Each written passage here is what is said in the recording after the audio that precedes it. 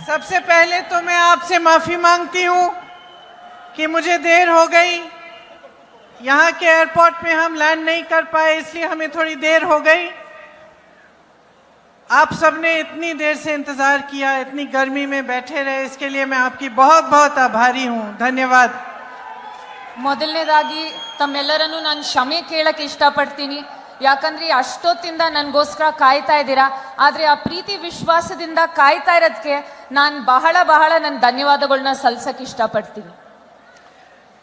Shri D के शिव कुमार जी, श्री रणदीप सुरजेवाला जी, श्री रामलिंग रेड्डी जी, श्री के जे George जी, श्री जमीर अहमद जी, Shri Priya Krishna ji, Shri AC Srinivas जी, श्री उमापति गौड़ा जी, श्री रहमान खान जी, मंच पर उपस्थित सभी नेतागण, सभी कार्यकर्ता, सभी पदाधिकारी, मेरी प्यारी बहनों, मेरे प्यारे भाई, आप सबको का इस सभा में बहुत बहुत स्वागत।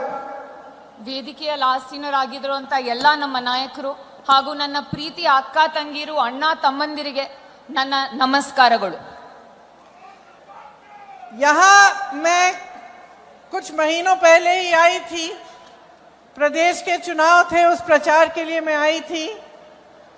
मैंने बेंगलोर में भी काफ़ी सभाएं की और बहुत खुशी के साथ और गर्व के साथ मैं कह सकती हूँ कि आपने कांग्रेस की सरकार चुनी और जो गारंटी कांग्रेस की सरकार, कांग्रेस पार्टी ने आपको सरकार बनाने से पहले दी थी, वो आज आप अपनी आंखों के सामने पूरी होती हुई देख रहे हैं। ನಾವು ಕೆಲವು ತಿಂಗಳು ಹಿಂದೆ ನಾನಿಲ್ಲಿ ಬಂದು ತಮ್ಮೆಲ್ಲರ ಜೊತೆ ಮಾತಾಡಿ ಬಹಳ ಸಭೆಗಳು ಮಾಡಿ ಹೋಗಿದ್ದೆ ಚುನಾವಣೆ ಮುಂಚಿತವಾಗಿ. ಆಮೇಲೆ ಚುನಾವಣೆ ಆದ್ಮೇಲೆ ತಾವು ಕಾಂಗ್ರೆಸ್ ಪಕ್ಷಕ್ಕೆ ಆಶೀರ್ವಾದ ಮಾಡಿ ನಮಗೆ ಸರ್ಕಾರ ತಂದು ಕೊಟ್ಟಿದ್ದು ನಂಗೆ ಬಹಳ ಖುಷಿ ಆಗುವಂತ ವಿಷಯ. ये सरकार जो प्रदेश में बनी है, ये आपकी सरकार है। आपने देखा कि गृह लक्ष्मी योजना के तहत 1,25,00,000 महिलाओं को हर महीने 2,000 रुपए मिल रहे हैं। ಈ ಸರ್ಕಾರದಿಂದ ನನಗೆ ಬಹಳ ಖುಷಿಯಾಗುವ ವಿಷಯ ಏನಂದ್ರೆ ಪ್ರತಿ ತಿಂಗಳು 1 ಕೋಟಿಗಿಂತ ಹೆಚ್ಚು ಹೆಣ್ಮಕ್ಳಿಗೆ ಗೃಹಲಕ್ಷ್ಮಿ ಯೋಜನೆಯಿಂದ 2,000 ರೂಪಾಯಿ ಬರ್ತಾ ಇರೋದು ನಂಗೆ ಬಹಳ ಖುಷಿಯಾಗುವಂತ ವಿಷಯ. गृह ज्योति योजना के तहत 200 यूनिट बिजली की बिल में आपको फ्री मिलते हैं। ಗೃಹ ಜ್ಯೋತಿ ಯೋಜನೆಯಿಂದ ಪ್ರತಿಯೊಂದು ಮನೆಗೆ 200 ಯೂನಿಟ್ इलेक्ट्रिसिटी उचितವಾಗಿ ಸಿಗ್ತಾ ಇದೆ. अन्न भाग्य में 4.5 करोड़ के लगभग लोगों को राशन मिल रहा है। मुफ्त में मेरी सारी बहनें बस यात्रा कर रही हैं। अच्छा लग रहा है आपको? ಅನ್ನಭಾಗ್ಯ ಯೋಜನೆಯಿಂದ 4 ಕೋಟಿಗಿಂತ ಹೆಚ್ಚು ಕುಟುಂಬಗಳಿಗೆ ಇವತ್ತು ಅಕ್ಕಿ ಮತ್ತೆ ರೇಷನ್ ಸಿಗ್ತಾ ಇದೆ. ಮತ್ತೆ ಶಕ್ತಿ ಯೋಜನೆಯಿಂದ ನಮ್ಮ ಅಕ್ಕ ತಂಗಿರು ಉಚಿತವಾಗಿ ಬಸ್ಸಲ್ಲಿ ಪ್ರಯಾಣ ಮಾಡ್ತಾ ಇದ್ದಾರೆ. ಚೆನ್ನಾಗ್ ಅನ್ಸತ್ತಾ, ಖುಷಿ ಆಗತ್ತಾ ಅಂತ ಕೇಳ್ತಾ ಇದ್ದಾರೆ ತಮ್ಮನ್ನ. इसके साथ युवा निधि जो योजना है, इसमें 1.5 लाख युवाओं को वजीफा मिल चुका है और ये शुरुआत है, जल्द ही 10 लाख और युवाओं को मिलेगा। ನಮ್ಮ ಯುವ ನಿಧಿ ಯೋಜನೆಯಿಂದ ಲಕ್ಷಾಂತರ ಯುವಕರಿಗೆ ನಮ್ಮಿಂದ ಹಣ ಹೋಗ್ತಾ ಇದೆ. ಇನ್ನೂ ಹೆಚ್ಚಾಗತ್ತೆ ಅಂತ ನನಗೆ ನಂಬಿಕೆ ಇದೆ. ಅದರಿಂದ ನನಗೂ ಕೂಡ ಬಹಳ ಖುಷಿ ಆಗ್ತಾ ಇದೆ. तो जैसे प्रदेश चुनाव के समय हमने आपको कुछ गारंटी बताई थी और उन्हें पूरा करने का काम हम अभी कर रहे हैं। आप देश भर में देख सकते हैं कि जहां जहां कांग्रेस ने चुनाव से पहले गारंटी दी, उन प्रदेशों में जब कांग्रेस की सरकार आई तो उन गारंटीज को पूरा करने का काम शुरू हो चुका है। ದೇಶದಾದ್ಯಂತ ನುಡಿದಂತೆ ನಡೆಯುವಂತ ಸರ್ಕಾರ ಎಲ್ಲಾದ್ರೂ ಇದ್ರೆ ಅದು ಕಾಂಗ್ರೆಸ್ ಸರ್ಕಾರ. ಕರ್ನಾಟಕದಲ್ಲಿ ನಾವು ಸರ್ಕಾರ ರಚನೆ ಮಾಡಾದ್ಮೇಲೆ ಎಲ್ಲ 5 ಗ್ಯಾರಂಟಿಗಳನ್ನು ಅನುಷ್ಠಾನ ಮಾಡಿದ್ವಿ. ಇಡೀ ದೇಶಾದ್ಯಂತ ಕಾಂಗ್ರೆಸ್ ಸರ್ಕಾರ ಎಲ್ಲಾದ್ರೂ ಇದ್ರೆ ಅವ್ರು ನುಡಿದಂತೆ ನಡೆಯುವಂತ ಸರ್ಕಾರ. ಅವರು ಚುನಾವಣೆಗಿಂತ ಮುಂಚಿತವಾಗಿ ಅವ್ರೇನ್ ನಿಮಗೆ ಗ್ಯಾರಂಟಿ ಅಥವಾ ನಿಮಗೆ ಪ್ರಾಮಿಸ್ ನೀಡ್ತಾರೋ ಅದನ್ನ ಅವರು ಪೂರೈಸಿ ನಿಮ್ ಮುಂದೆ ಬಂದು ನಿಂತಿದ್ದಾರೆ ಇವತ್ತು. अब पूरे देश भर में चुनाव है।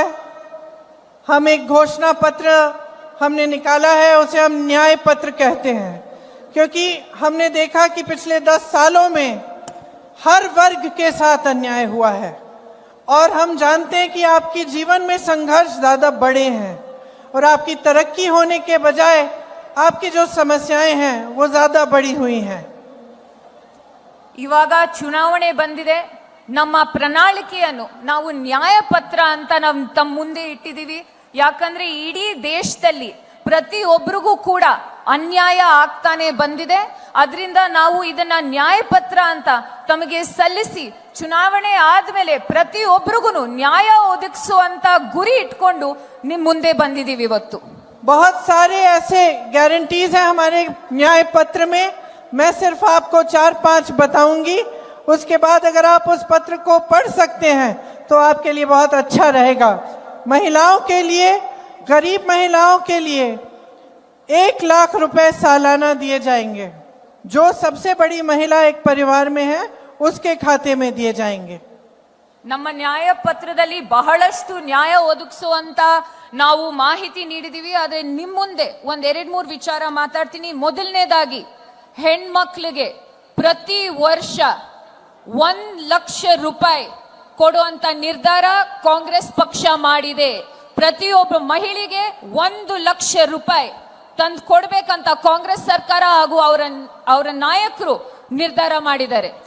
युवाओं के लिए जो स्नातक पास होंगे उनके लिए एक खास अप्रेंटिसशिप का प्रोग्राम बनेगा और 1 लाख रुपए कम से कम सालाना उनको भी मिलेंगे इस अप्रेंटिसशिप प्रोग्राम के तहत. ಮೊದಲನೇ ಬಾರಿಗೆ ನಮ್ಮ ಯುವಕರಿಗೆ ನಾವು ಉದ್ಯೋಗ ಖಾತ್ರಿ ತೆಗಿಬೇಕಂತ ಇದ್ವಿ. ಆದ್ರೂ ಕೂಡ ಪ್ರತಿಯೊಂದು ಯುವಕರಿಗೆ ನಾವು ಅಪ್ರೆಂಟಿಸ್ಶಿಪ್ ಪ್ರೋಗ್ರಾಮ್ ಇಂದ ವರ್ಷಕ್ಕೆ 1 ಲಕ್ಷ ಆದ್ರೂ ಸಂಬಳ ಬರಂಗೆ ನಾವು ಈ ಅಪ್ರೆಂಟಿಸ್ಶಿಪ್ ಪ್ರೋಗ್ರಾಮ್ ಅನ್ನ ಶುರು ಮಾಡ್ತಾ ಇದೀವಿ.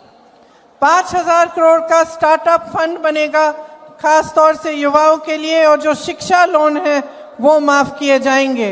इसके साथ साथ श्रमिकों के लिए राष्ट्रीय न्यूनतम मजदूरी 400 रुपए प्रतिदिन की होगी और शहरों में रोजगार की गारंटी जिस तरह से गांव में होती है वैसे दी जाएगी और 25 लाख तक स्वास्थ्य बीमा सबको मिलेगा ताकि 25 लाख तक आपका जो इलाज है वो आपको मुफ्त में मिल पाए.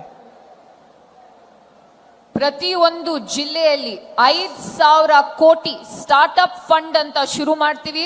ಪ್ರತಿಯೊಬ್ಬರಿಗೂ ಅದರಿಂದ ಅನುಕೂಲ ಆಗ್ಲಿ ಅಂತ ಶ್ರಮಿಕ್ ನ್ಯಾಯ್ ಅಂದ್ರೆ ನಮ್ಮ ಕೂಲಿ ಕೆಲಸ ಮತ್ತೆ ನಮ್ಮ ಲೇಬರ್ ಕೆಲಸ ಮಾಡೋರ್ಗೆ ಅವ್ರಿಗೆ ಮಿನಿಮಮ್ ವೇಜ್ ಆಗಿರ್ಲಿ ಅಥವಾ ಅವ್ರಿಗೆ ಅನುದಾನ ಆಗಿರ್ಲಿ ಅಥವಾ ಅವ್ರಿಗೆ ಇನ್ಶೂರೆನ್ಸ್ ಆಗಿರ್ಲಿ ಅದನ್ನು ಕೂಡ ತಂದು ಕೊಡ್ತೀವಿ ಅಂತ ನಮ್ಮ ನ್ಯಾಯ ಪತ್ರದಲ್ಲಿ ನಾವು ಬಹಳ ಸ್ಪಷ್ಟವಾಗಿ ನಾವು ಬರೆದು ಹೇಳಿದೀವಿ.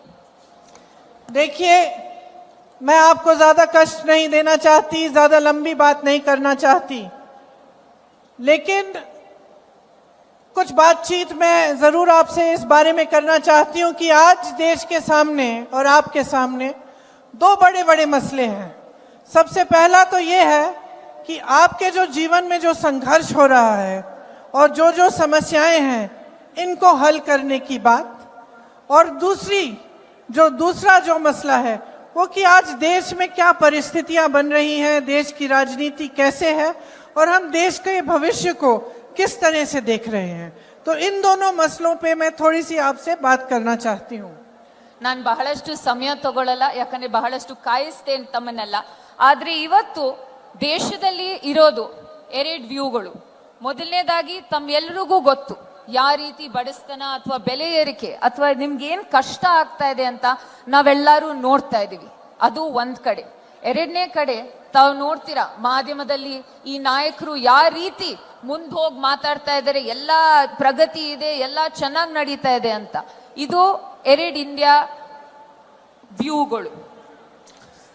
जहां तक आपकी बात है तो आज आपकी सबसे बड़ी समस्याएं क्या है? महंगाई है और बेरोजगारी है. सही बात है ये. ನಿಮ್ ಮುಂದೆ ಇರೋದು ಇವತ್ತು 2 ಕಷ್ಟಗಳು, ಬೆಲೆ ಏರಿಕೆ ಮತ್ತೆ ನಿರುದ್ಯೋಗ. ನಿಜಾನೋ ಇಲ್ವೋ?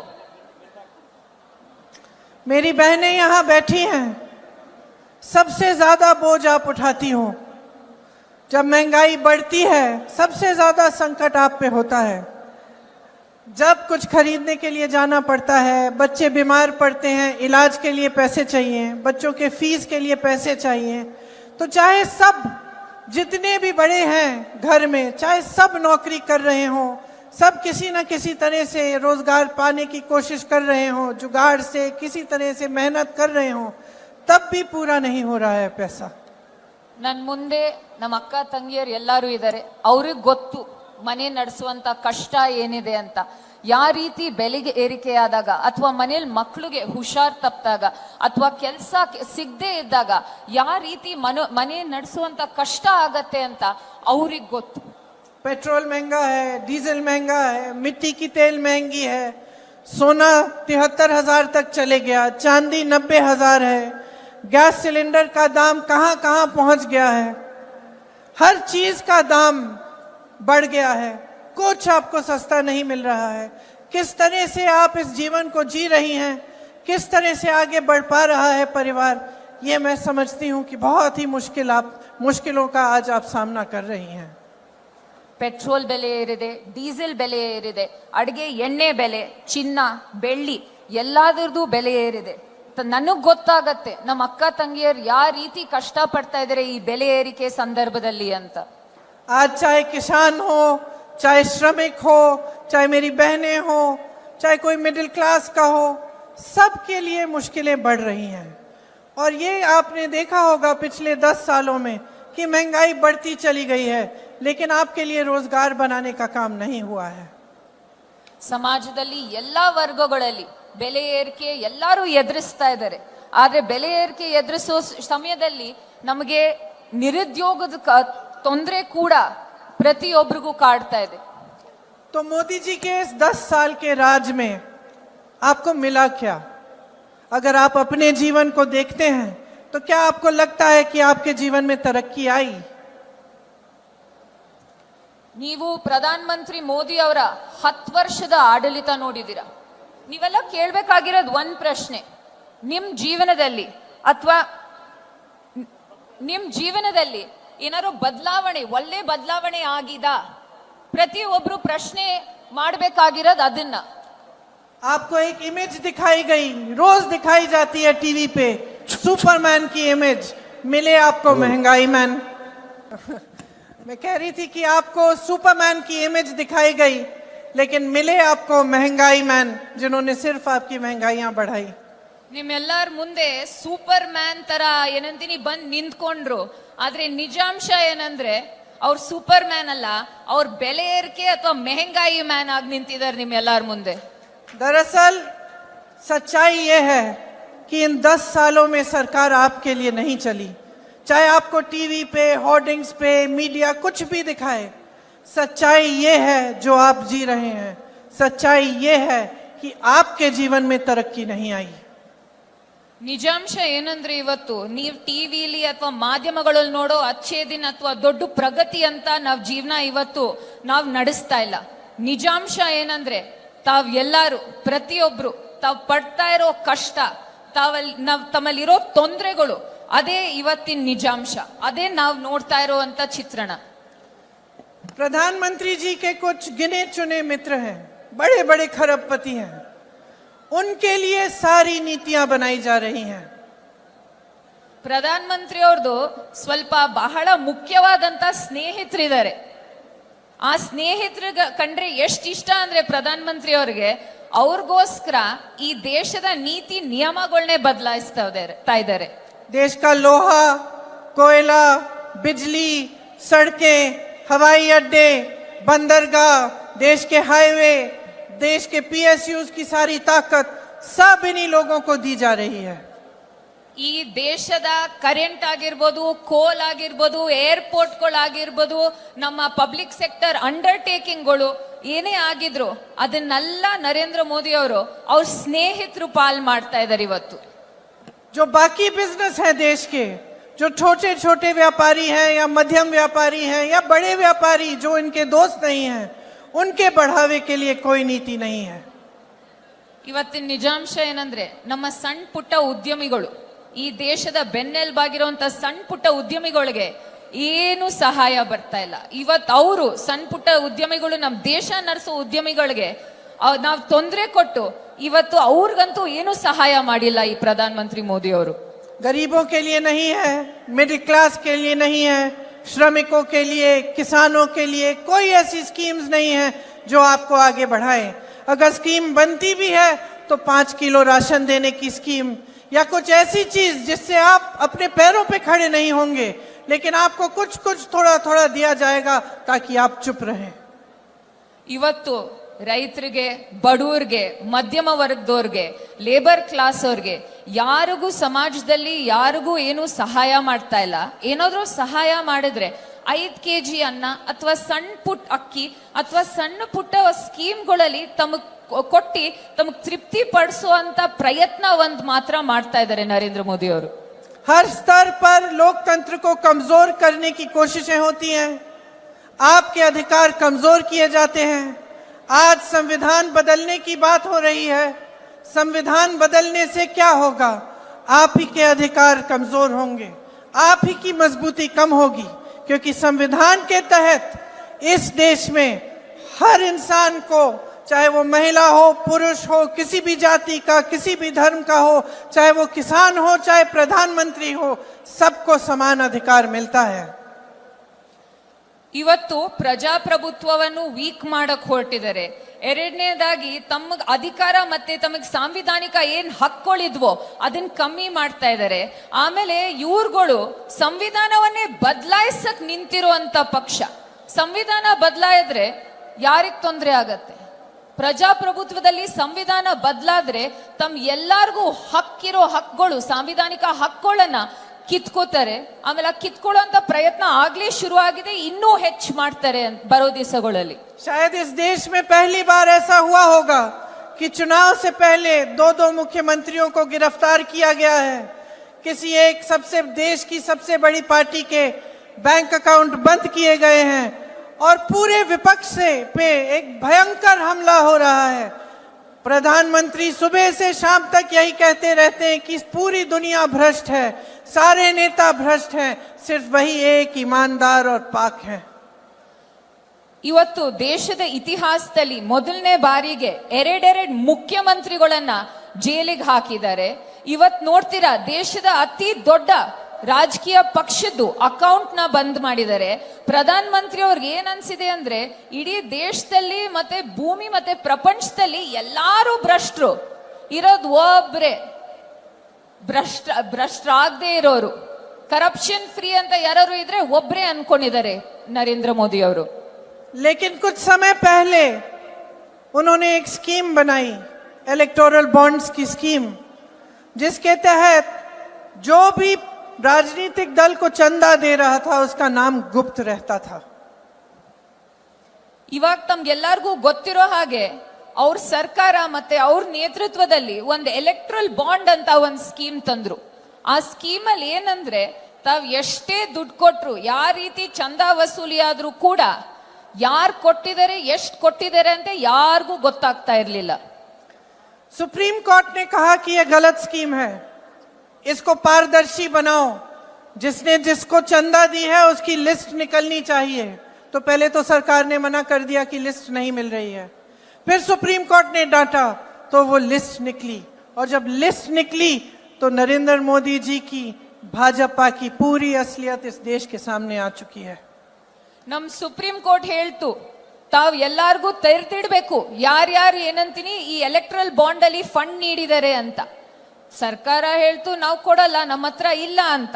ಆ ಸುಪ್ರೀಂ ಕೋರ್ಟ್ ಪುನಃ ಕೇಳಿದಾಗ ಅವ್ರು ಎಲ್ಲ ಬಂದು ತರ್ದಿಟ್ಟು ಯಾರು ಯಾವ ಪಕ್ಷಕ್ಕೆ ಎಷ್ಟು ಕೊಟ್ಟಿದ್ದಾರೆ ಅಂತ ನೋಡಿದಾಗ, ಯಾರಿಂದ ಚಂದಾ ವಸೂಲಿ ಆಯ್ತು, ಯಾರು ಎಷ್ಟು ಕೊಟ್ರು ಅಂತ ಇಡೀ ದೇಶದ ಮುಂದೆನೆ ತೆರೆದಿಟ್ಟು ಎಲ್ಲಾರ್ಗೂ ಗೊತ್ತಾಯ್ತು ಯಾವ ಪಕ್ಷ ಚಂದಾ ವಸೂಲಿ ಮಾಡ್ತಿತ್ತು ಅಂತ. चंदा की स्कीम नहीं थी, ये वसूली की स्कीम थी. जिसने चंदा दिया उसकी एक अनोखी कहानी थी. किसी पे छापा मारा, चंदा लिया, छापे बंद. किसी पे केस डाले, चंदा लिया, केस बंद. किसी ने कोविड की वैक्सीन बनाई, उसने चंदा दिया. किसी ने वो गुजरात का पुल बनाया जो टूटकर गिर पड़ा, उसने भी चंदा दिया. किसी ऐसी कंपनी ने चंदा दिया जिसकी 150 करोड़ तक के तकरीबन मुनाफा है और चंदा दे रहे हैं 1100 करोड़ का। ಇದು ಚಂದ ಅಲ್ಲ, ಇದು ವಸೂಲಿ ಆಗಿತ್ತು. ಯಾಕಂದ್ರೆ ತಾವ್ ಯಾರ್ಯಾರು ಕೊಟ್ಟಿದ್ದಾರೆ, ದುಡ್ಡು ಕೊಟ್ಟಿದ್ದಾರೆ ಅಂತ ನೋಡಿದ್ರೆ ಯಾರ್ಯಾರಿಗೆ ಐಟಿ ಇಡಿ ನೋಟಿಸ್ ಹೋಗಿತ್ತೋ ಅವ್ರಿಗೆ, ಯಾರ್ಯಾರ ಮೇಲೆ ಕೇಸ್ ಆಗಿತ್ತೋ ಅವ್ರಿಗೆ, ಯಾರ್ಯಾರಿಗೆ ವ್ಯಾಕ್ಸಿನ್ ಪರ್ಮಿಷನ್ ಬೇಕಿತ್ತೋ, ಬ್ರಿಡ್ಜ್ ಕಟ್ಟಕ್ ಪರ್ಮಿಷನ್ ಬೇಕಿತ್ತೋ, ಏನಾದ್ರು ಟೆಂಡರ್ ಅಲ್ಲಿ ಕೆಲಸ ಆಗ್ಬೇಕಾಗಿತ್ತೋ, ಅವರು ಎಲೆಕ್ಟ್ರಲ್ ಬಾಂಡ್ಸ್ ಅಲ್ಲಿ ಈ ಪಕ್ಷಕ್ಕೆ ದುಡ್ಡು ಕೊಟ್ಟಿದ್ರು. ಇದು ಎಲ್ಲ ಬಹಿರಂಗವಾಗಿ ತಮ್ಮ ಮುಂದೆ ಸುಪ್ರೀಂ ಕೋರ್ಟ್ ಆದೇಶ ಆದ್ಮೇಲೆ ಮುಂದ್ ಬಂದ್ ಇಟ್ಟಿದೀವಿ. पूरी तरह से काले धन को सफेद करने की स्कीम है ये। ಇದು ಬೇರೆ ಏನು ಅಲ್ಲ, ಕಪ್ ಹಣವನ್ನು ವೈಟ್ ಮಾಡಿ ತಂದು ಕ್ಲೀನ್ ಆಗಿ ಮುಂದೆ ಉಪಯೋಗಿಸಕ್ ಆಗಿರೋಂತ ಷಡ್ಯಂತ್ರ ಇದು. और भाजपा ने तो इतना मजाक समझ रखा है, वो सोचते हैं कि कुछ भी कर लेंगे पब्लिक को पता नहीं चलेगा। एक पूरी सर्विस, जैसे आप जाते हैं ना लॉन्ड्री सर्विस में, फुल सर्विस देते हैं। वॉशिंग मशीन है, उसमें काला धन डालो सफेद निकलता है। मनी लॉन्ड्रिंग की मशीन है, स्टेन रिमूवल की सर्विस मिल रही है। किसी को भ्रष्ट कहते हैं इसने हजारों करोड़ों का किया है घोटाला, भाजपा को ज्वाइन करता है, जिस दिन ज्वाइन करता है तो कहते हैं कि ये ईमानदार आदमी है। ಇವರೆಲ್ಲ ಅನ್ಕೊಂಡಿರೋದೇನಂದ್ರೆ ಅವ್ರು ಏನೇ ಮಾಡಿದ್ರು ನಮ್ಗಳು ಗೊತ್ತಾಗಲ್ಲ ಅಂತ. ಬಿಜೆಪಿ ಅವರು ಇವತ್ ಒಂದ್ ವಾಷಿಂಗ್ ಮಿಷಿನ್ ತೆರೆದಿಟ್ಟಿದ್ದಾರೆ. ತಾವೆಲ್ಲ ನೋಡಿದಿರ ವಾಷಿಂಗ್ ಮಿಷಿನ್ ಯಾವ ರೀತಿ ನಡೆಯತ್ತೆ ಅಂತ. ಅದ್ರೊಳಗೆ ಏನಂತೀನಿ, ನೀವು ಬ್ಲಾಕ್ ಮನಿ ಹಾಕಿ ಹೊರಗಡೆ ವೈಟ್ ಬರುತ್ತೆ, ನೀವು ಬ್ರಷ್ ಟ್ರನ್ ಹಾಕಿ ಹೊರಗಡೆ ಕ್ಲೀನ್ ಆಗಿ ಬರ್ತಾರೆ. ಆಮೇಲೆ ಬಿಜೆಪಿ ಅವರೇ ಹೇಳಿರ್ತಾರೆ ಸಾವಿರ ಕೋಟಿ ಹಗರಣ ಮಾಡಿದಾರೆ ಈ ರಾಜಕಾರಣಿಗಳಂತ.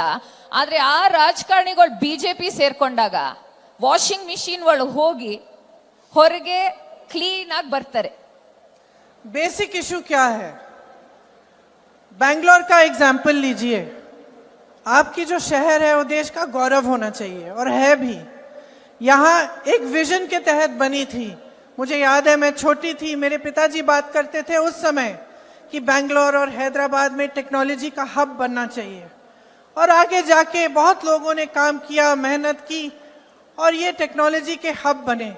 यहाँ से इतनी कैपेबिलिटी है, इतनी टैलेंट है, पूरे देश भर में आपने भेजा है लोगों को, पूरे देश को दुनिया जानती है बैंगलोर को। ಬೆಂಗಳೂರು ಯಾವ ತರ ಸಿಟಿ ಅಂದ್ರೆ, ನಮ್ ತಂದೆಯವರು ಕೂಡ, ನಾನು ಚಿಕ್ಕವಳಿದ್ದಾಗ ನನಗಿನ್ನೂ ಜ್ಞಾಪಕ ಇದೆ, ನಮ್ ತಂದೆಯವರು ಬೆಂಗಳೂರು ಮತ್ತೆ ಹೈದರಾಬಾದ್ ಬಗ್ಗೆ ಯಾವ ರೀತಿ ವಿಷನ್ ಇರೋ ಸಿಟಿ, ಯಾವ ರೀತಿ ಮುಂದೆ ಹೋಗ್ತಾ ಟೆಕ್ ಹಬ್ ಆಗತ್ತೆ ಅಂತ ಅದ್ರ ಬಗ್ಗೆ ಮಾತನಾಡ್ತಿದ್ರು. ಇವತ್ ಬೆಂಗಳೂರನ್ನ ತಾವೇ ನೋಡಿ ಬೇಕಾರೆ, ಬೆಂಗಳೂರಲ್ಲಿ ಯಾವ ರೀತಿ ನಮ್ಮ ಯುವಕರು ಇಡೀ ದೇಶಾದ್ಯಂತ ಹೋಗಿ ಸೇವೆ ಸಲ್ಲಿಸ್ತಾರೆ. ಬಹಳ ಏನಂತೀನಿ ಬೇರೆ ಫೀಲ್ಡ್ಗಳಲ್ಲಿ. देश भर से यहाँ लोग नौकरी ढूंढने के लिए आते हैं।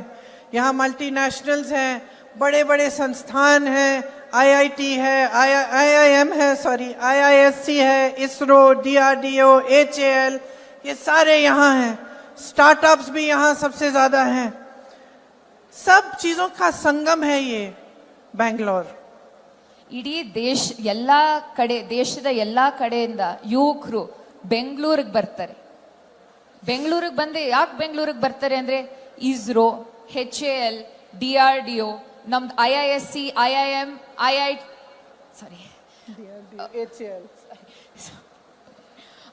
ಬಹಳಷ್ಟು ಸಂಸ್ಥಾ ಇನ್ಸ್ಟಿಟ್ಯೂಷನ್ಗಳಿದಾವೆ. ಅದರಿಂದ ಇನ್ಸ್ಟಿಟ್ಯೂಷನ್ ಮಾತ್ರ ಅಲ್ಲ, ನಮ್ಮಲ್ಲಿ ಸ್ಟಾರ್ಟ್ಅಪ್ಗಳು ಕೂಡ ಬಹಳಷ್ಟು ಇದಾವೆ ಅಂತ ನಮ್ಮ ಯುವಕರು ದೇಶದಾದ್ಯಂತ ಎಲ್ಲಾ ಕಡೆ ಬಿಟ್ಟು ಬೆಂಗಳೂರಿಗೆ ಬರ್ತಾರೆ. लेकिन यहाँ का पॉपुलेशन काफी बढ़ गया है, पिछले 20 सालों में 3 गुना हो गया है। पानी की किल्लत है, यहाँ तेजी से विकास आया तो इसके लिए पर्यावरण, हरियाली, पानी, इसकी जरूरत और बड़ी है। और यहाँ के लिए एक बैलेंस डेवलपमेंट होना चाहिए, इंफ्रास्ट्रक्चर, एनवायरमेंटल प्रोजेक्ट्स होने चाहिए। ಬೆಂಗಳೂರಿನ ಜನಸಂಖ್ಯೆ ಬಹಳಷ್ಟು ಬೆಳೀತಾ ಇದೆ. ಯಾವ ರೀತಿ ಬೆಳೀತಾ ಇದೆ ಅಂದ್ರೆ, ಒಂದೊಂದು ನೀರಾವರಿ ಆಗಿರ್ಬೋದು, ಇರಿಗೇಷನ್ ಆಗಿರ್ಬೋದು, ಸ್ವಲ್ಪ ತಾಪತ್ರೆಗಳು ಆಗ್ತಾ ಇದೆ. ಆದ್ರೆ ಬೆಂಗಳೂರಿಗೆ ನಮಗೆ ಬ್ಯಾಲೆನ್ಸ್ಡ್ ಇನ್ಫ್ರಾಸ್ಟ್ರಕ್ಚರ್ ಅನ್ನೋದು ನಾವು ಮುಂದೆ ತರಬೇಕು. और यहाँ पे पहले जैसे एक झीलों का शहर कहलाता था, उस तरह से बनाना चाहिए। जो सबअर्बन रेल प्रोजेक्ट है, जो मेट्रो का एक्सपेंशन है ये सब करना है। ओला, उबर, जोमेटो, स्विगी में जो काम करते हैं उन पर फोकस होना चाहिए, उनके लिए सामाजिक सुरक्षा भी मिलनी चाहिए।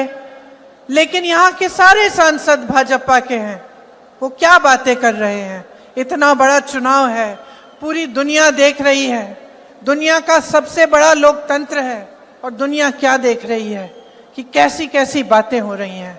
आपके सबसे बड़े नेता जो सबसे ऊंचा पोजीशन इस देश में रखते हैं वो कैसी कैसी बातें आपके सामने कर रहे हैं।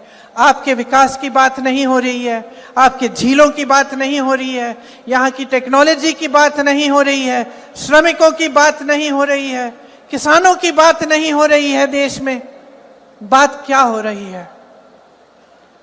ಬೆಂಗಳೂರಲ್ಲಿ ಬಹಳಷ್ಟು ಸಬರ್ಬನ್ ರೇಲ್ ಆಗಿರ್ಲಿ, ಮೆಟ್ರೋ ಆಗಿರ್ಲಿ, ಅದಕ್ಕೆ ನಾವಿನ್ನೂ ಹೊತ್ತು ಕೊಟ್ಟು ನಾವಿನ್ನೂ ಡೆವಲಪ್ ಮಾಡಬೇಕು. ಆಮೇಲೆ ಗಿಗ್ ವರ್ಕರ್ಸ್ ಬೆಂಗಳೂರಲ್ಲಿ ಬಹಳಷ್ಟಿದ್ದಾರೆ. ಉಬರ್, ಓಲಾ, ಸ್ವಿಗ್ಗಿ, ಝೊಮ್ಯಾಟೊ, ಆ ರೀತಿ ಅವ್ರಗಳಿಗೂ ನಾವು ಸಹಾಯ ನೀಡಬೇಕು. ಆದ್ರೆ ತೊಂದರೆ ಮತ್ತೆ ತಾಪತ್ರೆ ಏನಂದ್ರೆ ಬೆಂಗಳೂರಿನ ಎಲ್ಲಾ ಸಂಸದರು ಯಾವ ಪಕ್ಷದವರು, ಬಿಜೆಪಿ ಪಕ್ಷದವರು, ರಾಜ್ಯದಲ್ಲೂ ಕೂಡ ಇವತ್ತು ಈ ಚುನಾವಣೆಯಲ್ಲಿ ಇಡೀ ಪ್ರಪಂಚನೇ ನೋಡ್ತಾ ಅಂತ ಚುನಾವಣೆಯಲ್ಲಿ ಅವರು ರೈತರ ಬಗ್ಗೆ ಮಾತಾಡ್ತಾ ಇಲ್ಲ, ಹೆಣ್ಮಕ್ಳ ಬಗ್ಗೆ ಮಾತಾಡ್ತಾ ಇಲ್ಲ, ಸಮಸ್ಯೆಗಳ ಬಗ್ಗೆ ಮಾತಾಡ್ತಾ ಇಲ್ಲ, ಯಾರಿಗೆ ಪ್ರಗತಿ ತಂದ್ಕೊಡ್ತೀವಿ ಅಂದ್ರೂ ಅವ್ರ ಬಗ್ಗೆ ಅಂತೂ ಮಾತಾಡ್ತಾ ಇಲ್ಲ. ಅವರ ಅತಿ ದೊಡ್ಡ ನಾಯಕರು ಸ್ಟೇಜ್ ಅಲ್ಲಿ ನಿಂತ್ಕೊಂಡು ಯಾವ ರೀತಿ ಯಾವ ವಿಷಯಗಳ ಬಗ್ಗೆ ಮಾತನಾಡ್ತಾರೆ ಅಂತ ತಾವೇ ಕೂಡ ನೋಡಿದಿರಾ. ಇಡೀ ಪ್ರಪಂಚ ನೋಡ್ತಾ ಇದೆ ಇದನ್ನ. आप टीवी चलाओ, क्या बातें देखते हो? क्या देखते हो कि कौन सी पार्टी आपके लिए कौन सा स्कीम ला रही है? क्या आप देखते हो कि कौन सी पार्टी किस तरह से रोजगार बनाएंगे आपके लिए, किस तरह से आपको मजबूत बनाएंगे?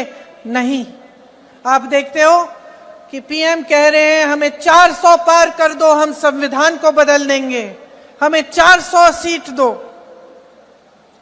ಇವತ್ತು ತಾವೆಲ್ಲ ಈ ಚುನಾವಣೆಯಲ್ಲಿ ನೋಡ್ತಾ ಇದ್ದೀರಾ ಯಾವ ರೀತಿ ಚುನಾವಣೆ ನಡೀತಾ ಇದೆ ಅಂತ. ಯಾವುದು ಪ್ರಗತಿಪರ ವಿಷಯಗಳಾಗಿರ್ಲಿ ಅಥವಾ ಯಾವ ರೀತಿ ಜನಕ್ಕೆ ಸಹಾಯ ಮಾಡ್ತೀನಿ ಅಂತ ಅದ್ರ ಬಗ್ಗೆ ಅವ್ರ ಚುನಾವಣೆ ನಡೆಸ್ತಾ ಇಲ್ಲ. ಅವ್ರ ಚುನಾವಣೆ ನಡೆಸ್ತಾ ಇರೋದು ಯಾವ್ದ್ರ ಮೇಲಂದ್ರೆ ಅವರು ಒಂದ್ ಪ್ರಧಾನ ಮಂತ್ರಿ ಅವ್ರ ಫೋಟೋ ಹಾಕ್ಬಿಟ್ಟು ನಾವು 400ಕ್ಕಿಂತ ಹೆಚ್ಚು ಸೀಟ್ ಬರ್ತೀವಿ, 400ಕ್ಕಿಂತ ಹೆಚ್ಚು ಸೀಟ್ ಬಂದ್ರೆ ನಮ್ ಸಂವಿಧಾನ ಬದಲಾಯಿಸ್ತೀವಿ ಅಂತ ಆ ರೀತಿ ಮಾತ್ರ ಈ ಚುನಾವಣೆ ನಡೆಸ್ತಾ ಇದ್ದಾರೆ. कभी कहेंगे कि मुझे गाली दे रहे हैं, कभी धर्म की बात करेंगे, हर चीज की बात करेंगे, लेकिन आपके जो प्रॉब्लम्स हैं, आपकी समस्याएं हैं, उसकी बात नहीं होती. Is this what you deserve? One of the most qualified cities in the world.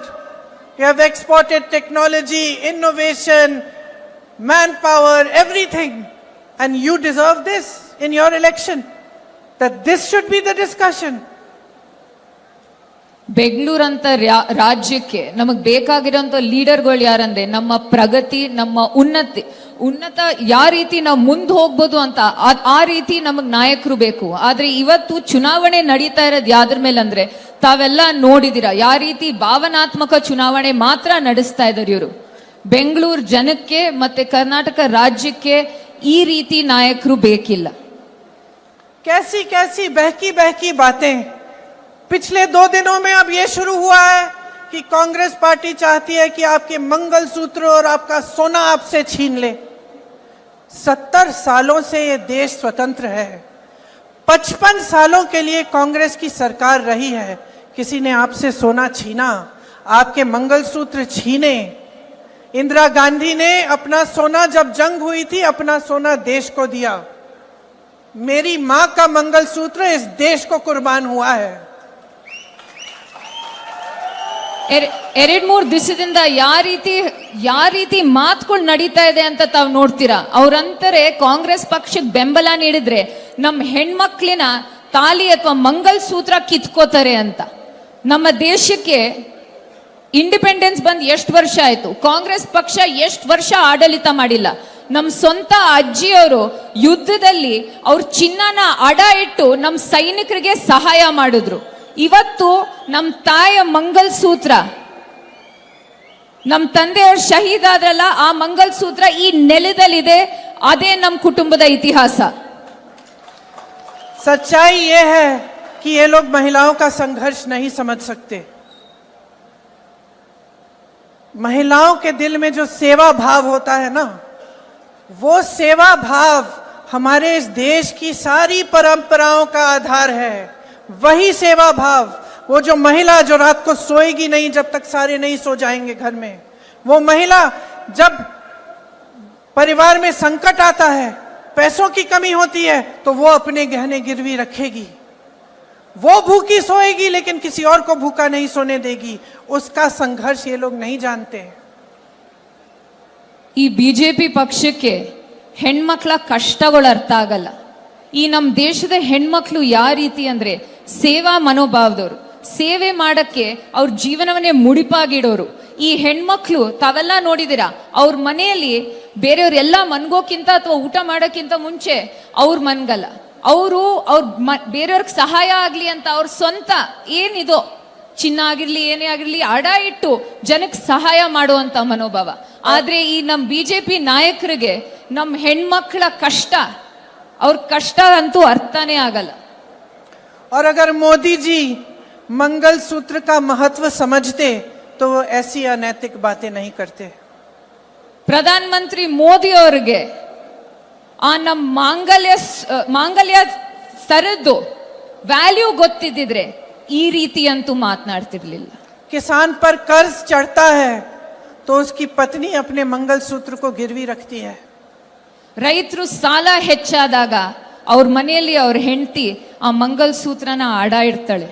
बच्चों की शादी होती है या दवाई की जरूरत होती है तो महिलाएं अपने गहने गिरवी रखती हैं। ಯಾರಿಗಾರು ಹುಷಾರ್ ತಪ್ಪಿದಾಗ ಅಥವಾ ದುಡ್ಡಿನ ಅವಶ್ಯಕತೆ ಆದಾಗ ನಮ್ಮ ಮನೆ ಹೆಣ್ಮಕ್ಳು ಅವ್ರದ್ದೇನಿದೋ ಅದನ್ನ ಅಡ ಇಟ್ಟು ಮನೆ ನಡೆಸ್ತಾರೆ.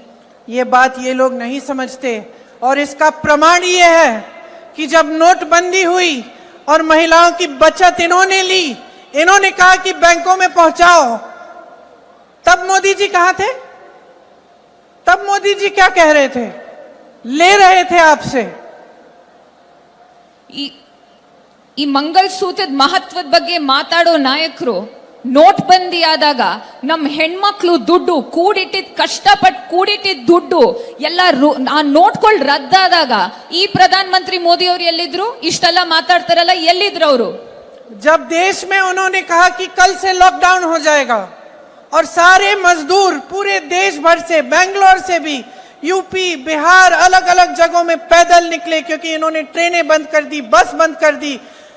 तब जब खाना नहीं मिल रहा था शहरों में, जब कोई चारा नहीं था, तो महिलाओं ने अपने गहने, अपनी बचत गिरवी रखी।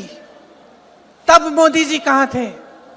ದೇಶದಲ್ಲಿ ಕೋವಿಡ್ ಆದಾಗ ಯಾರಿಗೂ ಹೇಳ್ದೇನೆ ರಾತ್ರೋ ರಾತ್ರಿ ಲಾಕ್ ಡೌನ್ ಮಾಡಿದಾಗ ಯಾರಿಗೂ ಏನು, ಎಷ್ಟೋ ಜನಕ್ಕೆ ಊಟ ಇಲ್ಲ, ಎಷ್ಟೋ ಜನ ನಮ್ಮ ಇಡೀ ದೇಶಾದ್ಯಂತ ಮೈಗ್ರೆಂಟ್ ವರ್ಕರ್ಸ್ ಎಲ್ಲಿದ್ದಾರೆ ಅವ್ರಿಗೆ ಹೋಗೋ ದಾರಿ ಇಲ್ಲ, ದಿಕ್ಕಿಲ್ಲ. ಎಷ್ಟೋ ಕಡೆ ಅಷ್ಟೂ ಕಷ್ಟ, ಎಷ್ಟೋ ಜನ ಸಾವನ್ನಪ್ಪಿದ್ರು, ಎಷ್ಟೋ ಜನ ನಡ್ಕೊಂಡು ಹೋಗಿ ಸತ್ತಿದ್ದಾರೆ. ಅವ್ರ ಕಷ್ಟ ನೋಡ್ಕೊಳ್ಳೋವಾಗ ಹೆಣ್ಮಕ್ಳು ಕಷ್ಟ ಅವ್ರು ಯಾವ ರೀತಿ ಸಹಿಸಿದ್ರು ಅಂತ ಅವಾಗ ಎಲ್ಲಿದ್ರು ಪ್ರಧಾನ ಮಂತ್ರಿ ಮೋದಿ ಅವರು? किसान आंदोलन हुआ, 600 किसान शहीद हुए, उनकी विधवाओं के मंगलसूत्र के बारे में सोचा मोदी जी ने? ರೈತರು ಪ್ರತಿಭಟನೆ ಮಾಡಿದ್ರು, ಬಹಳಷ್ಟು ತಿಂಗಳು ಪ್ರತಿಭಟನೆ ಮಾಡಿದ್ರು.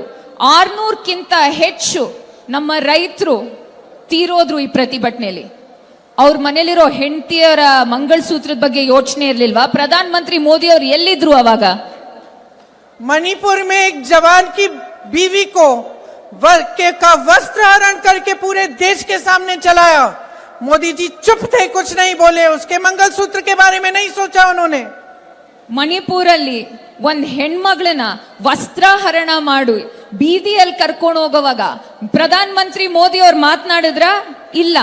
ಪ್ರಧಾನ ಮಂತ್ರಿ ಮೋದಿ ಅವ್ರಿಗೆ ಆ ಹೆಣ್ಮಗಳು ಮಂಗಲಸೂತ್ರದ ಬಗ್ಗೆ ಅವಾಗ ಯೋಚನೆ ಇರ್ಲಿಲ್ವಾ? ಪ್ರಧಾನ ಮಂತ್ರಿ ಮೋದಿ ಅವ್ರು ಎಲ್ಲಿದ್ರು? पलक नहीं झपकाई उन्होंने। और आज चुनाव के लिए, वोटों के लिए महिलाओं को ऐसी बातें कर रहे हैं, डरा रहे हैं ताकि डर के वो वोट दें। शर्म आनी चाहिए उनको, शर्म आनी चाहिए। ಒಂಚೂರು ಕಾಳಜಿ ಇಲ್ಲ ನಮ್ ದೇಶದ ಬಗ್ಗೆ. ಇವಾಗ ಚುನಾವಣೆ ಬಂದಿದೆ ಅಂತ ತಮ್ಗೆಲ್ಲ ಹೆದರಿಸ್ಬಿಟ್ಟು ವೋಟ್ ಹಾಕ್ಸ್ಕೊಳಕ್ ನೋಡ್ತಾ ಇದಾರಲ್ಲ, ನಾಚಿಕೆ ಆಗ್ಬೇಕು ಪ್ರಧಾನ ಮಂತ್ರಿ ಮೋದಿ ಅವ್ರಿಗೆ, ನಾಚಿಕೆ. अगर इस देश की महिलाओं के मंगल सूत्र की परवाह होती तो उनके बेटों को आप रोजगार दिलवाते, तो महंगाई कम करते, छात्रों को शिक्षा की सुविधा देते, देश की बेटियों को अपने पैरों पे खड़े होने का काम कराते. ಇವತ್ತು ನರೇಂದ್ರ ಮೋದಿ ಅವ್ರಿಗೆ ಅಷ್ಟ್ ಯೋಚನೆ ಇದ್ದಿದ್ರೆ ನಮ್ಮ ಹೆಣ್ಮಕ್ಳು ಮಂಗಲಸೂತ್ರದ ಬಗ್ಗೆ, ಅವ್ರ ಮನೆಯಲ್ಲಿರೋ ಗಂಡ್ ಮಕ್ಳಿಗೆ ಉದ್ಯೋಗ ಒದಗಿಸ್ಕೊಡ್ತಿದ್ರು, ಬೆಲೆ ಏರಿಕೆ ಕಮ್ಮಿ ಮಾಡ್ಕೊಡ್ತಿದ್ರು, ಆಮೇಲೆ ಹೆಣ್ಮಕ್ಳ ಸಬಲೀಕರಣಕ್ಕೆ ಇನ್ನೂ ಹೆಚ್ಚು ಒತ್ತು ಕೊಡ್ತಿದ್ರು ಅಂತ ನಾನು ಹೇಳಕ್ ಇಷ್ಟಪಡ್ತೀನಿ. देश हैरानी से देख रहा है, इतनी बड़ी बड़ी समस्याएं हैं. आप यहाँ बैठी हैं, मैं जानती हूँ यहाँ से जाएंगी, देर हो रही है, काफी महिलाएं चली भी गई हैं क्योंकि घर जाना है, काम करना है, बहुत देर हो गई है, खाना पकाना है, लोगों को देखना है, चाहे आप जॉब कर रही हैं, कुछ भी कर रही हैं. इतनी महंगाई है, इतनी बड़ी बड़ी समस्याएं हैं, तमाम बच्चे बेरोजगार घूम रहे हैं, आपने मेहनत से पढ़ाया, शिक्षा दिलवाई, इतनी बड़ी समस्याएं हैं और इतनी छोटी छोटी स्तर की बातें हो रही हैं. सारे नेता भाजपा के आपके सामने आकर ऐसी अजीब अजीब सी बातें कर रहे हैं, झूठ बोल रहे हैं दिन रात, सोचते हैं कि आप देखेंगे नहीं, आप पढ़ेंगे नहीं कि कौन सी पार्टी क्या कह रही है. क्या हो रहा है आपके आंखों के सामने? ದೇಶದ ಮುಂದೆ ಬಹಳಷ್ಟು ಸಮಸ್ಯೆಗಳಿದಾವೆ. ನನ್ಗೂ ಗೊತ್ತು, ಬಹಳಷ್ಟು ಹೆಣ್ಮಕ್ಳು ಇಲ್ಲಿ ಮನೆ ಹೋಗಿ ಮನೆ ನೋಡ್ಕೋಬೇಕು, ಕತ್ಲಾಯ್ತು ನನ್ಗೋಸ್ಕರ ಕಾಯ್ದಿದ್ದೀರಾ ಅಂತ. ತಾವೆಲ್ಲ ಇವತ್ತು ಬಹಳ ಮಹತ್ವವಾದಂತ ತೊಂದರೆಗಳು ಈ ದೇಶವನ್ನ ಕಾಡ್ತಾ ಇದೆ. ಬೆಲೆ ಏರಿಕೆ ಆಗಿರ್ಬೋದು, ನಿರುದ್ಯೋಗ ಆಗಿರ್ಬೋದು. ಆದ್ರೆ ಇಂಥ ದೊಡ್ಡ ವಿಚಾರಗಳಿದ್ದಾಗ, ಇಂಥ ದೊಡ್ಡ ಸಮಸ್ಯೆಗಳಿದ್ದಾಗ ಈ ದೇಶದಲ್ಲಿ ಈ ಪ್ರಧಾನ ಮಂತ್ರಿಯವರು ಯಾವ ತರ ಸಣ್ಣ ಸಣ್ಣ ಮಾತನಾಡ್ತಾ ಇದಾರೆ ಅಂತ ತಾವೆಲ್ಲ ನೋಡ್ತಾ ಇದ್ದೀರಾ. ಬಿಜೆಪಿ ಅವ್ರ ನಾಯಕರು ಯಾವ ರೀತಿ ಹೊಲ್ಸು ಮತ್ತೆ ಸಣ್ಣ ಸಣ್ಣ ಮಾತುಗಳಾಡಿ ರಾಜಕೀಯ ಮಾಡ್ತಾ ಇದ್ದಾರೆ ಅಂತ ತಾವೆಲ್ಲ ನೋಡ್ತಾ ಇದ್ದೀರಾ. ನಾವು ಯಾವ ವಿಚಾರಗಳು ದೇಶಕ್ಕೆ ತೊಂದರೆ ತರ್ತಾ ಇದೆ ಅದನ್ನ ಹೇಗ್ ಬಗೆಹರಿಸ್ಬೇಕಂತ ಮಾತನಾಡ್ತಾ ಇದೀವಿ. ಆದ್ರೆ ಬಿಜೆಪಿ ಮತ್ತೆ ಅವ್ರ ನಾಯಕರು ಈ ತರ ಸಣ್ಣ ಸಣ್ಣ ಮಾತಾಡಿ ತಮ್ಗೆಲ್ಲ ಮಂಕ್ ಬೂದಿ ಎರ್ಚಕ್ ನಿಂತಿದ್ದಾರೆ. ಆದ್ರೆ ತಾವೆಲ್ಲ ನೋಡ್ತಾ ಇದ್ದೀರಾ ನಿಜಾಂಶ ಏನು ಅಂತ. ತಮ್ಮ ಕಣ್ ಮುಂದೆ ಎಲ್ಲ ತಾವೆಲ್ಲ ನೋಡ್ತಾ ಇದ್ದೀರಾ. आप तय करिए, ये आपका चुनाव है. कितने चुनाव हिंदू मुस्लिम हिंदू मुस्लिम हिंदू मुस्लिम करके आप लड़वाएंगे? आप तय करिए. और आप क्या ये चुनाव महंगाई, बेरोजगारी, शिक्षा, स्वास्थ्य पे नहीं लड़ाना चाहते? आप तय करिए, आपको कैसी राजनीति चाहिए? नैतिक राजनीति कि नाटक की राजनीति? सत्ता की राजनीति कि सत्य की राजनीति? परोपकार चाहिए आपको या अहंकार चाहिए? ये तय करिए, क्योंकि अब समय आ गया है कि अगर आप गहराई से नहीं सोचेंगे, आप जागोगे नहीं, तो ये देश खाई में चले जाएगा. ತಾವೆಲ್ಲ ನೋಡ್ತಾ ಇದ್ದೀರಾ, ಇನ್ನು ಎಷ್ಟು ವರ್ಷ ನಡೆಸ್ತಾರೆ ಹಿಂದೂ ಮುಸಲ್ಮಾನರ ಮಧ್ಯೆ ಯಾವ ರೀತಿ ಒಡಕನ್ ತರ್ತಾ ಇದಾರೆ ಅಂತ ತಾವೆಲ್ಲ ನೋಡ್ತಾ ಇದ್ದೀರಾ. ಆದ್ರೆ ನಿರ್ಧಾರ ಮಾಡ್ಬೇಕಾಗಿರೋದ್ ನೀವುಗಳು. ನಿಮಗೆ ಯಾವ ರೀತಿ ರಾಜಕೀಯ ಬೇಕು, ಯಾವ ರೀತಿ ಪಕ್ಷ ಬೇಕು? ನೈತಿಕತೆಯ ರಾಜಕೀಯನೋ ನಾಟಕದ ರಾಜಕೀಯನೋ ಬೇಕು, ಅಥವಾ ನೈತಿಕತೆಯ ಪಕ್ಷ ಬೇಕು, ನಾಟಕ ಮಾಡೋಂಥ ಪಕ್ಷ ಬೇಕು, ಸತ್ಯ ಹೇಳೋಂಥ ಪಕ್ಷ ಬೇಕು, ಸುಳ್ಳು ಹೇಳೋಂಥ ಪಕ್ಷ ಬೇಕು ಅಂತ ನೀವುಗಳು ನಿರ್ಧಾರ ಮಾಡಬೇಕು. धर्म ने क्या सिखाया है? भगवान राम को हम क्यों पूजते हैं? क्योंकि उन्होंने सेवा की, प्रजा की, और वो एक नैतिक, भगवान राम नैतिक थे, सत्य के पथ पर चले. ನಾವೆಲ್ಲ ರಾಮನ್ ಯಾಕೆ ನಾವು ಪ್ರಾರ್ಥಿಸೋದು? ಯಾಕಂದ್ರೆ ಅವ್ರ ಸೇವಾ ಮನೋಭಾವ ನೋಡಿ ನಾವೆಲ್ಲ ಪ್ರಾರ್ಥಿಸ್ತೀವಿ. ರಾಮ ಅನ್ನೋದು ನೈತಿಕತೆಯ ದಾರಿಯಲ್ಲಿ ನಡೆದಿದ್ದು, ಸತ್ಯದ ದಾರಿಯಲ್ಲಿ ನಡೆದಿದಂತ ನಮ್ ಶ್ರೀರಾಮ. महात्मा गांधी जी ने वही पथ पकड़ा जब उनको गोली लगी, हे राम करके लफ्ज निकले उनके मुंह से. उन्होंने पूरा स्वतंत्रता संग्राम सत्य के आधार पर लड़ा. एक अनोखा संग्राम था पूरी दुनिया में, और इसी के आधार पर, सत्य के आधार पर, नैतिकता के आधार पर और समानता के आधार पर हमारा वो संविधान बना जिसे ये बदलना चाहते हैं. ಮಹಾತ್ಮ ಗಾಂಧಿ ಅವರು ಕೂಡ ಅವರು ನಡೆದಿದ್ದ ದಾರಿ ಈ ಸತ್ಯದ ದಾರಿ. ಅವರಲ್ಲಿ ಗೋಲಿ ಹಾರಿಸಿದಾಗ್ಲೂ ಕೂಡ ಅವರು ಹೇ ರಾಮ್ ಅಂತ ಹೇಳಿ ಪ್ರಾಣ ಬಿಟ್ಟೋರು. ನಮ್ ಇಡೀ ಸ್ವತಂತ್ರ ಚಳುವಳಿಯಲ್ಲಿ ಮಹಾತ್ಮ ಗಾಂಧಿ ಅವರು ಸತ್ಯದ ಹಾದಿಯಲ್ಲಿ ಹೋದ್ರು. ಆ ಸತ್ಯವನ್ನ ಇಟ್ಕೊಂಡು ಸಾಮಾಜಿಕ ನ್ಯಾಯವನ್ನ ಮುಂದಿಟ್ಟು ನಾವು ಸಂವಿಧಾನವನ್ನ ತಂದಿಟ್ವಿ. लेकिन आज ये स्थिति है कि झूठ का बोलबाला है, सत्य को छोड़िए. रोज सुबह से शाम तक आप पूरा अपने सामने नाटक देखते हैं. सरकारें तोड़ी जाती हैं, पैसे खिलाए जाते हैं विधायकों को, सारी चीजें सब आपकी आंखों के सामने होते हैं. मीडिया दंडवत होके कहती है कि देखिए मोदी का मास्टर स्ट्रोक, मोदी जी ने किया, कोई और नहीं कर सकता. सारे गलत काम हो रहे हैं, आपकी आंखों के सामने हो रहे हैं. आप चुप हैं. विपक्ष चीख रहा है, चिल्ला रहा है, विपक्ष पर दबाव डल रहा है, मीडिया पर दबाव डल रहा है, न्यायालयों पे दबाव डल रहा है. जितने भी संस्थान बने थे आपके अधिकारों की रक्षा के लिए, सब दबाए जा रहे हैं. हम लड़ रहे हैं, आप कब लड़ोगे? ಸತ್ಯಾನಂದ್ ಬಿಟ್ಬಿಡಿ, ಬಿಜೆಪಿ ಅವರು ಪ್ರತಿ ದಿನ ನಾಟಕ ಮತ್ತೆ ಸುಳ್ಳು ಹೇಳ್ಕೊಂಡು ಓಡಾಡ್ಕೊಂಡು ರಾಜಕೀಯ ಮಾಡ್ತಾ ಇದ್ದಾರೆ. ಪ್ರತಿಯೊಬ್ಬರಿಗೂ ಗೊತ್ತು ಈ ನಿಜಾಂಶ ಏನು ಅಂತ, ಏನ್ ತಾಪತ್ರೆಗಳು ತಮ್ಮನ್ನೆಲ್ಲ ಕಾಡ್ತಾ ಇದೆ ಅಂತ ತಮ್ಗೆಲ್ಲರಿಗೂ ಗೊತ್ತು. ಆದ್ರೆ ದೇಶದ ಮಾಧ್ಯಮಗಳಲ್ಲಿ ಎಲ್ಲ ಚೆನ್ನಾಗಿದೆ, ಪ್ರಗತಿ ಇದೆ, ಈ ದೇಶದಲ್ಲಿ ಎಲ್ಲ ಉದ್ಧಾರ ಆಗ್ತಾ ಇದ್ದಾರೆ ಅಂತ ತೋರಿಸ್ತಾ ಇದ್ದಾರೆ. ಇವತ್ತು ನರೇಂದ್ರ ಮೋದಿ ವಿಪಕ್ಷದ ನಾಯಕರು ಮಾತ್ರ ಅಲ್ಲ, ಮಾಧ್ಯಮಗಳಾಗಿರ್ಲಿ, ವಿಪಕ್ಷ ಆಗಿರ್ಲಿ, ಉನ್ನತ ನ್ಯಾಯಾಲಯ ಆಗಿರ್ಲಿ, ಪ್ರತಿ ಒಬ್ರ ಮೇಲೆ ಪ್ರೆಷರ್ ತಂದು ಏನ್ ಸಾಧಿಸಕ್ ನೋಡ್ತಾ ಇದಾರೆ ಅಂತ ನೀವ್ ನೋಡ್ತಾ ಇದ್ದೀರಾ. ಆದ್ರೆ ನಿಮ್ ಹಕ್ಕಗೋಸ್ಕರ ಯಾರೋ ಹೋರಾಟ ಮಾಡಂಗಿದ್ರೆ ನಾವ್ ನಿಮ್ ಪರ ಯಾವತ್ತೂ ನಿಂತಿರ್ತೀವಿ. समय आ गया है कि आप अपनी लड़ाई लड़ना शुरू करें, अपने अधिकारों की लड़ाई. कि आप हर नेता को, हर राजनीतिक दल को, खास तौर से भाजपा को और प्रधानमंत्री जी को ये सिखाएं कि आपके मुद्दों पे चुनाव लड़े जाने चाहिए. ನಿಮ್ ಹೋರಾಟ ಇವಾಗ ಶುರು ಆಗ್ಬೇಕು. ನೀವು ಹೋರಾಟದ ಹಾದಿಲಿ ಮುಂದೆ ಹೋಗಿ ನೀವು ಪ್ರತಿ ಒಂದು ನಾಯಕರಿಗೆ ಈ ಚುನಾವಣೆಯಲ್ಲಿ ತೋರಿಸ್ಕೊಡ್ಬೇಕಾಗಿರೋದೇನಂದ್ರೆ, ಈ ಚುನಾವಣೆ ನಮ್ಗೇನ್ ಕಾಡ್ತಾ ಇದೆ, ಏನ್ ಇಶ್ಯೂಸ್ ಇದೆ, ಅದರ ಮೇಲೆ ನಡಿಬೇಕು. ನಮ್ಗೇನ್ ತೊಂದರೆ ಇದೆ, ಈ ದೇಶಕ್ಕೆ ಏನಾಗಿದೆ ಅದರ ಮೇಲೆ ನಡಿಬೇಕು ಅಂತ ತಾವು ತಕ್ಕ ಪಾಠವನ್ನ ಕಲಿಸ್ಕೊಡ್ಬೇಕು. मैं मोदी जी को चुनौती देती हूं, इस चुनाव को महंगाई, बेरोजगारी, शिक्षा की सुविधाएं, स्वास्थ्य की सुविधाएं पे लड़ के देखें. ನಾನ್ ನರೇಂದ್ರ ಮೋದಿ ಅವ್ರಿಗೆ ಒಂದು ಚಾಲೆಂಜ್ ಕೊಡ್ತೀನಿ. ಇವತ್ತು ಈ ಎಲೆಕ್ಷನ್ ನ ಬೆಲೆ ಏರಿಕೆ, ನಿರುದ್ಯೋಗ, ಶಿಕ್ಷಣದಲ್ಲಿ ಆಗ್ತಾ ಇರೋ ಕೊರತೆಗಳು ಮತ್ತೆ ಹೆಲ್ತ್ ಅಲ್ಲಿರೋ ತೊಂದರೆಗಳ ಬಗ್ಗೆ ನೀವು ಎಲೆಕ್ಷನ್ ನ ಬಂದು ನೀವು ನಿಂತ್ಕೊಳ್ಳಿ ಅಂತ ನಾನು ಓಪನ್ ಚಾಲೆಂಜ್ ಕೊಡ್ತಾ ಇದ್ದೀನಿ. इन 10 सालों में क्या किया है आपके लिए, कौन सी तरक्की लाए हैं आपके जीवन में, यहाँ खड़े होकर ये बताएं. ಈ 10 ವರ್ಷದಲ್ಲಿ ನಿಮ್ ಜೀವನದಲ್ಲಿ ಏನ್ ಪ್ರಗತಿ ತಂದಿದ್ದಾರೆ, ನಿಮ್ಗೋಸ್ಕರ ಏನ್ ಮಾಡಿದ್ದಾರೆ ಅಂತ ಇಲ್ಲಿ ಬಂದು ನಿಂತ್ಕೊಂಡು ಮಾತಾಡ್ಬೇಕು ಪ್ರಧಾನ ಮಂತ್ರಿ ಮೋದಿ ಅವರು. और मैं आपको चुनौती देती हूं, इस देश की जनता को, कि आप जागो, जागरूक बनो, मांगो अपना हक, अपने अधिकारों के लिए लड़ो और इस चुनाव को अपने बारे में बनाओ. ನಾನ್ ನಿಮ್ಗೆ ಎಲ್ಲಾರ್ಗೂ ಹೇಳೋದೇನಂದ್ರೆ, ಇದು ನಿಮ್ಮ ಹೋರಾಟ. ಈ ಚುನಾವಣೆ ನಿಮ್ಮ ಇಶ್ಯೂಸ್ ಮೇಲೆ ಆಗ್ಬೇಕು, ನಿಮಗ್ ಆಗ್ತಾರ ಅಂತ ಏನ್ ತೊಂದರೆಗಳಿದೋ ಅದರ ಮೇಲೆ ಆಗ್ಬೇಕು. ಇದೇ ನಿಮ್ಮ ಹೋರಾಟ. ನೀವೆಲ್ಲರೂ ಎದ್ದೇಳಿ ಎಚ್ಚರರಾಗಿ ಮುಂದೆ ಹೋಗಿ ಅಂತ ನಾನು ಹೇಳಕ್ ಇಷ್ಟಪಡ್ತೀನಿ. बहुत हो गया है, आपने बहुत देख लिया है, अब बदलाव लाओ. कांग्रेस के उम्मीदवारों को जिताओ, जैसे कर्नाटका में आपकी सरकार ने आपको काम करके दिखाया है और आगे भी आपको दिखाएगी. उसी तरह की सरकार केंद्र में लाओ ताकि आपके मुद्दे सर्वोपरि हों और आप सर्वोपरि हों. ऐसा ही होना चाहिए लोकतंत्र में.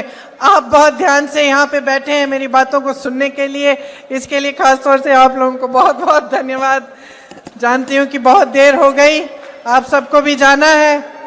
एक बार मेरे साथ कहिए, जय हिंद.